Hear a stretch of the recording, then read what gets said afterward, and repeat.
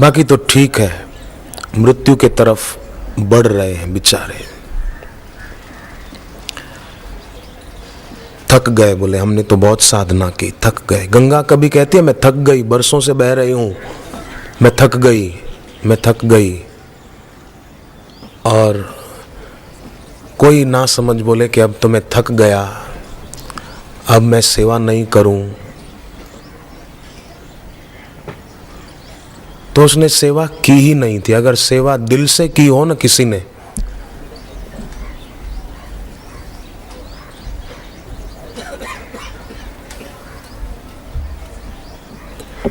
तो दिल से की हुई सेवा उस सेवक की इंद्रियों के दरवाजे बंद कर देगी। उसकी इंद्रियों में चंचलता नहीं रहेगी,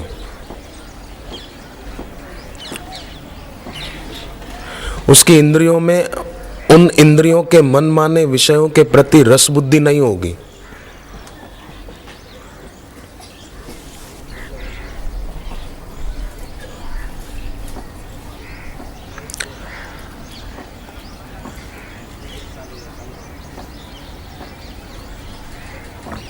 पुरुष श्रेष्ठ जो होते हैं ना, ऐसे पुरुष श्रेष्ठ अर्जुन की तरह संन्यास और मोक्ष की जिज्ञासा करते हैं। पेट दर्द और सिर दर्द की ही नहीं सोचते। संन्यास और मोक्ष, संन्यास माने कपड़े सन्यासी के पहन लेना नहीं,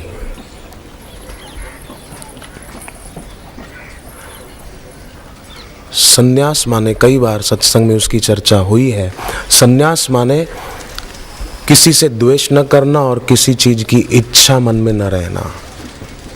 तो बोले हम तो घर पे रहते हैं, तो घर पे रहते हैं तो ये तो कर सकते हैं किसी से द्वेष न हो। तो बोले कोई गलत आदमी है, निंदा करता है, अश्रद्धा करता है, तो क्या हम उससे दोस्ती करें? दोस्ती भी मत करो, द्वेष भी मत करो, उपेक्षा कर दो कि ये हमारे लिए है ही नहीं, बस।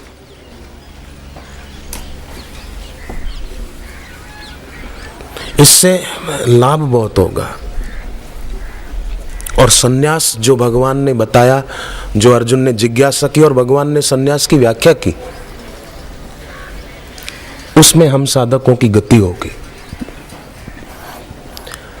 और मोक्ष, मोक्ष माने अब मरने के बाद का तो किसने देखा है कि मरेंगे तो मोक्ष हो जाएगा? ये उधारावादा है। जो मर गए उन्होंने, किसी ने चिट्ठी तो लिखी नहीं कि हमारा मोक्ष हो गया, आप भी आ जाओ, हम आपका इंतजार कर रहे हैं। चिट्ठी तो भेजी नहीं किसी ने कि हमारा मोक्ष हो गया। वो मरने के बाद की बात उधारी है। जीते जी सब वासनाओं से मोक्ष मिल जाए, सब आकर्षणों से मोक्ष मिल जाए, चिंताओं से मोक्ष मिल जाए, मानसिक तनाव से मोक्ष मिल जाए। तो पुरुष श्रेष्ठ जो होते हैं ना, वो ऐसी जिज्ञासा करते हैं। पर निकृष्ट पुरुष सांसारिक वस्तुओं के बारे में ही सोचते रहते हैं, पर ये नहीं सोचते कि संसार में आज तक हम सांसारिक चीजों के लिए सोचते रहे तो दुख और पीड़ा के सिवा क्या हाथ आया? फूल हाथ न लगे पर कांटे ही हाथ लगे, क्या मिला? फूलों के आश्वासन थे, दूर से दिखते थे फूल, पर निकट जाने पर सब कांटे सिद्ध होते हैं। इसलिए भगवान ने अर्जुन को ये बताया कि वही देहधारियों में श्रेष्ठ है। पर कई ऐसे होते हैं, इस रास्ते चलने के लिए कदम भी बढ़ाते हैं, पर फिर ऊंची यात्रा न करने के कारण बेचारे पीछे हटते हैं। जैसे एक छोटी सी कहानी आपने बचपन में पढ़ी होगी, मैंने पढ़ी थी। लोमड़ी को भूख लगी, खाना खोजने को निकली। आपको याद आ गई होगी कहानी। अंगूर के बेले लगे थे, वहां पहुंच गई। एक अंगूर की बेल ऊंची चढ़ी थी और अंगूर के गुच्छे थे। लोमड़ी ने सोचा कि यही खा लूं। उसने छलांग लगानी चाहिए, लगाई भी, पर बेचारी अंगूर तक पहुंच न पाई। काफी देर तक वो छलांग लगाती रही, आखिर थक गई। अब छलांग लगाने की शक्ति उसमें नहीं रही, तो वो जाने लगी तो एक और जंगली प्राणी देख रहा था।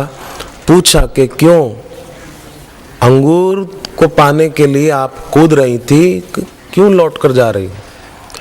तो उसने ये नहीं कहा कि मेरे में दम नहीं था ऊंची छलांग लगाने का, अंगूर तक पहुंचने का। वो ये कहने लगी, मैंने इसलिए अंगूर छोड़ दिए क्योंकि अंगूर खट्टे हैं, कौन खाए, इसलिए मैं जा रही हूं। अहंकारी आदमी जो भक्ति के मार्ग पर चला पर अपनी अकड़ को छोड़ नहीं पाया और अध्यात्म जगत में ऊंची छलांग लगा नहीं पाया, तो वो पीछे हट जाता है और बोलता है, तर्क देता है जो तर्क लोमड़ी ने दिया कि अंगूर खट्टे हैं। अंगूर खट्टे नहीं है, तेरे में दम नहीं है, ऊंचा कूदने का साहस नहीं है, शक्ति नहीं है। जो देह भृतांबर होता है वो ऊंची छलांग लगा पाता है, और जो देहधारियों में श्रेष्ठ नहीं, निकृष्ट है, अश्रेष्ठ है, वो फिर ये तर्क देगा जो लोमड़ी ने तर्क दिया कि अंगूर खट्टे हैं।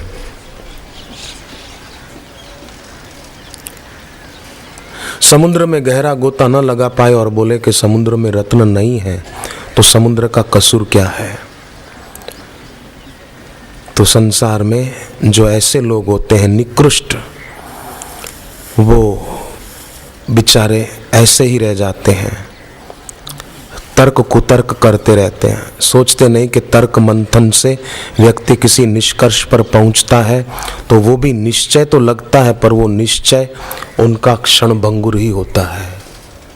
जैसे विज्ञानियों के निश्चय कई ऐसे हैं जो दूसरे विज्ञानियों ने उन निष्कर्षों को झूठा साबित किया। जैसे आइंस्टाइन ने न्यूटन को गलत साबित किया।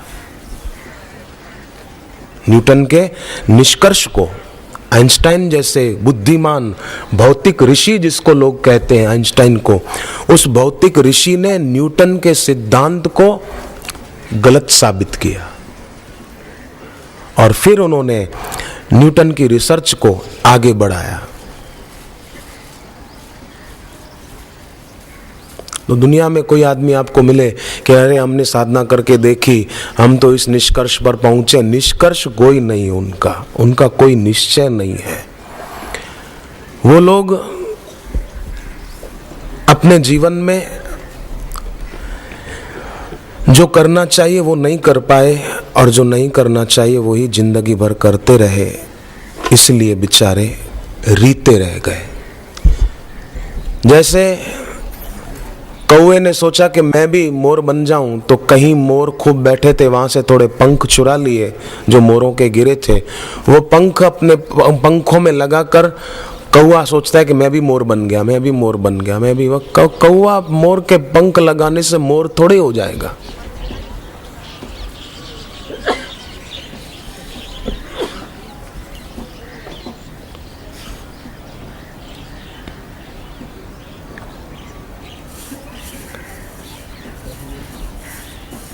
वैसा स्वभाव हो व्यक्ति का। दुनिया में हम अपनी नजरों से जिन नजारों को देखते हैं उसी को अपना नजरिया बना लेते हैं। सारी दुनिया में लोग, फिर से सुने ध्यान देकर, नजरों से जिन नजारों को देखते हैं उसी को अपना नजरिया बना लेते हैं, जो कि गलत है। पर अपने गुरु ज्ञान और पवित्रता से, निर्दोष निर्वासनिक प्रेम से भरे हुए नजरिए से हर नजारे को देखें, वो सही नजरिया है, सही दृश्य दिखेगा।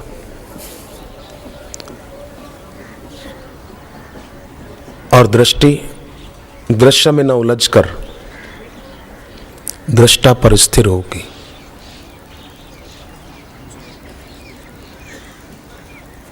यही है देहधारियों में श्रेष्ठ होने का रास्ता।